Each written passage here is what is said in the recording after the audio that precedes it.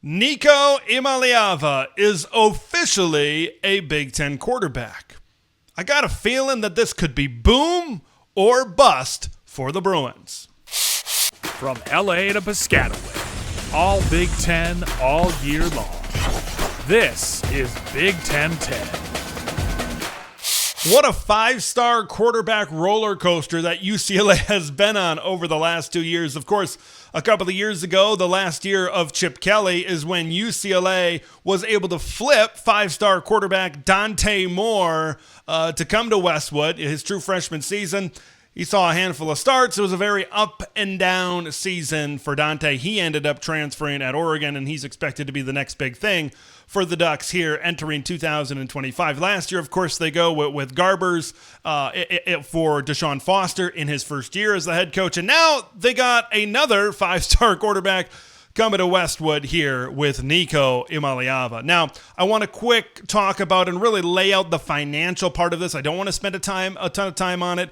It's been talked about ad nauseum on other programs. I talked about it before when I talked about Nico as well. But at Tennessee, he was sitting right around the $2.5 million range for last year. Him and his representation was reported that wanted upwards of $4 million. Of course, sitting out that practice right before the Tennessee spring game really took away a lot of the leverage that Nico had, specifically in his negotiations with Tennessee. And now it's being reported early on that it looks like his deal at UCLA is going to be at about $1 million less from where he was at Tennessee, all right, around the $1.5 million range. So he wanted $4 million, and now he's going back down to about $1.5 million. That is quite the big range, certainly right now. But my main takeaway, let's start first with this. When I talk about my takeaways of this situation, is considering that $1.4 million figure, and I know it's like I said, it's a $1 million pay decrease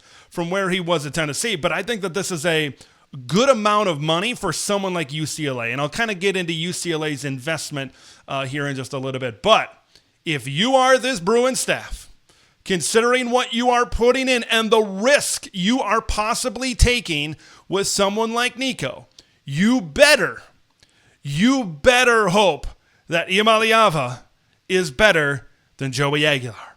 Of course, Joey Aguilar, 2 really good seasons the last 2 years at Appalachian State. Back-to-back seasons, over 3,000 yards passing, a combined 56 touchdowns in 2023 and 2024 for the Mountaineers. He transferred to UCLA during the winter portal period. By all accounts, spring was going really well. Spring was going really well with him over there with the Bruins. And I thought, like I talked about it before, I thought the combination of him and then Tino Sunseri coming over to Indiana, some good to solid pass catchers, I thought that this could be the best part of UCLA was the passing offense. So if you see Nico come in here and he does okay, like if the offensive line isn't up to snuff and they're not protecting him enough and he gets hit and smacked around a lot, and maybe these receivers aren't getting open as much, or whatever goes down, whether it's Nico stays the same and like he did at Tennessee, or maybe even if he regresses production-wise a little bit, and then you see Joey transfer wherever he's going to transfer to, and he lights it up, that's not going to reflect well on this UCLA staff. Now, when I look at Joey Aguilar, when I look at Nico Iamaleva, talent-wise, from a quarterback talent perspective, I believe Nico can be a better quarterback. Heck, I think right now Nico probably is a better quarterback, but that doesn't mean he will be a better quarterback. That doesn't mean he will have a better season than Joey would this upcoming season in 2025. So that's certainly something to keep an eye on. It's the Easter season after all, and UCLA's kind of got those bright Easter-like colors. UCLA is putting their eggs into the Nico Iamaleva basket right now, and they better hope that's the right basket. I think this has boom or bust potential, certainly, and I'll get to that here in just a little bit. Now, one thing that Nico brings to UCLA is eyeballs. He brings attention. Ever since UCLA joined the Big Ten, what's kind of the main joke, right? They can't fill the Rose Bowl. UCLA fans, what are those? You know, we all know it.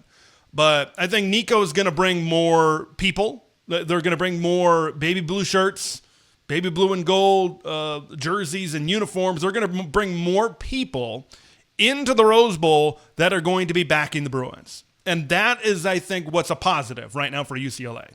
This is a shot in the arm for the Bruins program. Okay, this is, I think, the attention grabber that when you're a program like UCLA, when you're floating around the middle of the Big Ten, I think what's going to happen is you're going to have these programs that are floating around here, and they're going to have to do something like this to be able to get out of this just smorgasbord of teams that are sitting there right now. Like, we know the teams at the top: Ohio State, Penn State, Oregon, Michigan's going to be up there, so maybe some of these other teams. What are you going to do to get out of the middle of the Big Ten? What are you going to do to get out of the middle and get to the top of the Big Ten? This is UCLA's move to attempt to get to that level right now. So having that attention can bring some positives. It can bring some negatives. It can bring a lot of positives because UCLA is going to be in a position with Nico as their quarterback. Everybody's going to want to see how he's going to do specifically early on in the season. Fox, CBS, NBC, they're going to want to broadcast games that have Nico really leading their card and leading the marquee. I said at the top, this feels like boom or bust. And it's not necessarily just Nico. It's really how Nico fits into UCLA. Let's talk about the boom, first of all. Like, there's a reason that Nico Iamaleva was a 5-star quarterback. We've seen, like, when at Tennessee, when he's played some lesser opponents, we see what he can do slinging the football down the field. We see the type of talent that he can certainly be. I've talked about it before on this channel during this offseason. Tino Sunseri, the offensive coordinator, coming over from Indiana. Has he been a play caller yet? No.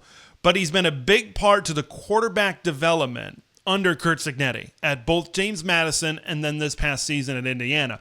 I've raved that he could be, maybe outside of Jim Knowles, moving from Ohio State to Penn State, he could be maybe the top coordinator hire for any Big Ten team right now. That's how much I believe in a guy like Tino Sunseri taking over this offense. So if you combine that and his track record, being on those staffs, the Cignetti staffs, and then you give yourself a tremendously talented, in theory, potentially talented quarterback in Nico Iamaleva, you have solid to good pass catchers. Quasi Gilmer is the top returner. He had over 300 yards receiving last season. There's a cast of characters that are returning or transferring into this program that I think at the very least could be good pass catchers. Like, there's a world that exists where Nico comes in here with a big chip on his shoulder, taking a $1 million pay cut. Everybody out there telling him, you were just in it for the money. It didn't work out. You weren't worth what you thought you were worth. Everybody's going to be, there's a lot of people that might be saying those types of things about Nico. I think he could be a very motivated quarterback. I think that he could be a pretty pissed off quarterback playing for the Bruins in 2025. And I think UCLA has got to really bring out that motivation.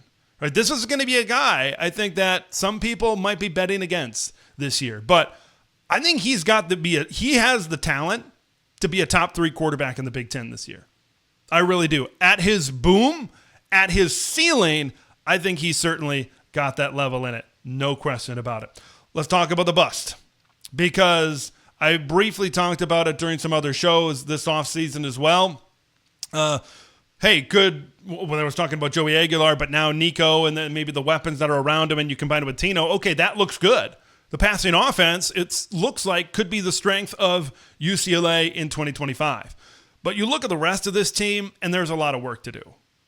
Okay, if this offensive line doesn't get better, remember early in the season last year when they couldn't protect Ethan Garbers against Hawaii.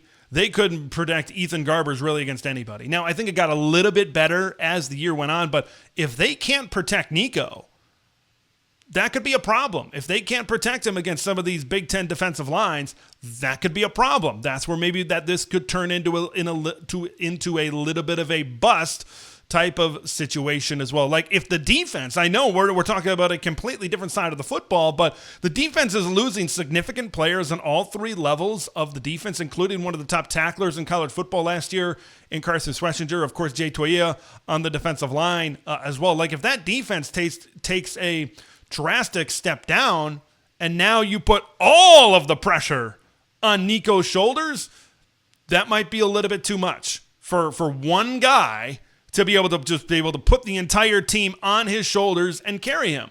So I could very well see both sides. It doesn't really seem to me that the somewhere in between is really going to happen. I think there's going to be either a lot of positives or maybe a little bit more negatives as it surrounds Nico and UCLA this season. I think a big question I have now with Nico and UCLA is just how much can he elevate this team? I think going out when you had a good quarterback and now you throw that guy to the wayside and you pick up somebody like Nico, you're expecting him to really take control and to be able to lift this team and carry this team to another level. Okay, you look at that Tennessee team last year. Tennessee had a very good defense. They had a very good run game. Like, you can't look at Tennessee last season and say, Nico Iamaleva led Tennessee to the college football playoff. I do not think that is true. Now, was Nico Iamaleva a big part of Tennessee? Yeah, he was a big part, but there were some other bigger parts, certainly, to this team as well. Last thing that I want to talk about as it pertains specifically to UCLA.